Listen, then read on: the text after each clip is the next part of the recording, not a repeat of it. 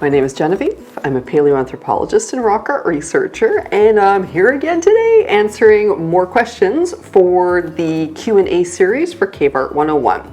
And for today's episode, I have a prop.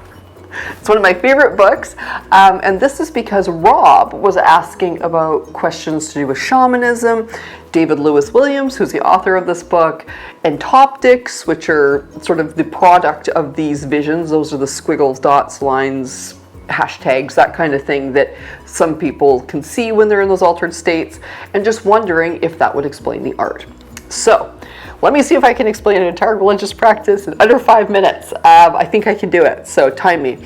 Okay, so first of all, David Lewis Williams, he's a rock art researcher, works in South Africa.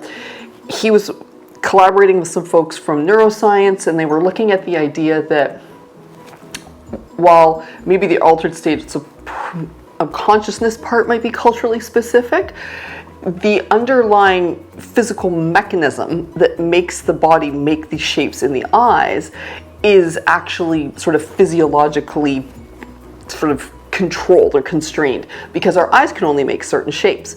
And so it doesn't matter whether you're taking funny substances or if you're, sensory deprivation, or if you just even press on your eyes, you can even do it. So don't push your hardest too hard, but you can make little shapes appear.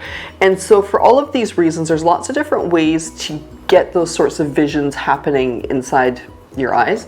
And so they were arguing that people were seeing these things in altered states of consciousness and then drawing them on the walls. So basically sort of reporting back with what they'd seen in their visions. Now, with everything that I have talked about, and I will say it again here today, as much as I do think there is actually definitely some interesting possibilities, and I like the approach of trying to use like neuroscience and sort of constants in the human body, which again is going to kind of move across space and time and be the same. That's all fantastic. The problem, with so much of the stuff I think though is that the chances of one thing explaining all of the art across like 35,000 plus years and multiple continents is very unlikely. So I would say that as with any of these, we want to be a little cautious and presume that if it does exist, it's probably in very certain times, certain places, certain cultures where these practices were part of their art tradition, but we can't presume that it is like that in every case. Certainly with things like dots and lines, where we find those everywhere. In some places they could be counting, in some places they could be star constellations or path markers in caves. Like there's so many things they could be. So within that sort of narrower context though, absolutely. I think that, caves themselves are like sensory deprivation chambers, right? So the idea of shamanism, the word shaman actually comes from Siberia. I believe it's 2,000-ish plus years old as far as where it's traced back to. It's probably older, but that's one particular version of it. But basically the idea is that certain people within your tribe are good at crossing the boundaries to other worlds, whether that's an overworld, an underworld, and basically interceding on behalf of the population. If there's like a medical issue or a spiritual problem, they're the ones who will go and act as the bridge basically to the other world. And these folks would often bring back messages or visions with them. And so that's kind of, I would say, shamanism in a more general sense, and we find practices similar to that around the world. Caves are often implicated because caves can be seen as these kind of in-between spaces where maybe the walls of the cave are almost thought to be a little bit flexible or fluid, or a way to sort of touch the other side. And it's certainly been argued that some of the hand signs in caves could reflect them touching these sort of narrow, thin layers between the worlds in these places that are kind of the bridge. So that would be sort of the scenario and why they've made this argument.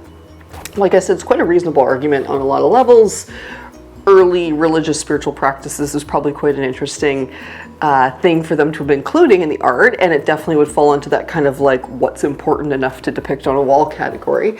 It also comes back to some really fascinating ideas about when did religion start? When did spiritual practices start, right? Like, because at this point, we don't actually know quite where it did begin. And it's probably wrapped up in some ways, if you want my guess, with things like complex burials and stuff like that, because that's also kind of thinking about worlds beyond what we can see in front of us. But certainly the idea that some of the signs in some places could represent spiritual visions, practices, is I think quite a logical one.